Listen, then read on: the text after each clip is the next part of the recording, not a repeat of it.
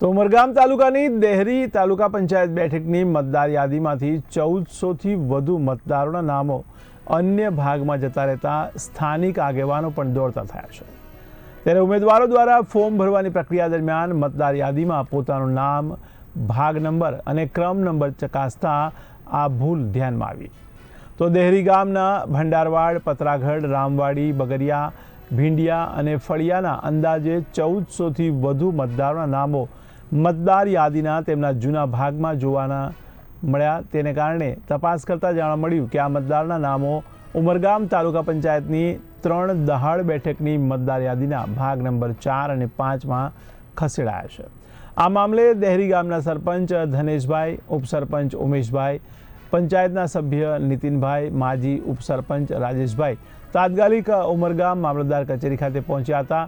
તેમણે ચૂંટણી શાખાના અધિકારીઓ અને મામલતદારને મળીને સમગ્ર બાબતે રજૂઆત કરી અને તાત્કાલિક મતદાર યાદીમાં સુધારો કરવાની માંગ કરી છે। ત્યારે આટલી મોટી ભૂલ છતાં તંત્રના ધ્યાનમાં કેમ ન આવી તે મુદ્દે પણ સવાલ ઉઠી રહ્યા છે।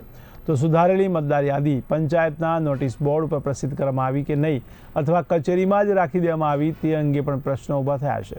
તો તલાટી સહિત જવાબદાર અધિકારીઓને આ અંગે ખબર ન પડવી એ ગંભીર બેદરકારી દર્શાવે છે।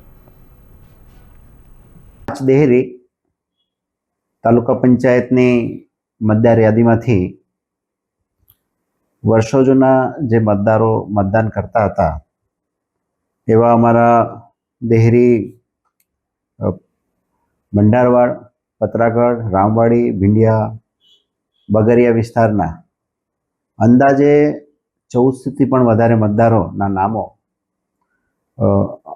દેહરીની યાદીમાંથી નીકળી ગયા છે અને આ બધા નામો તાલુકા પંચાયત 3 દહાડની મતદાર યાદીમાં ભાગ નંબર 4 અને 5માં જતા રહેલા છે।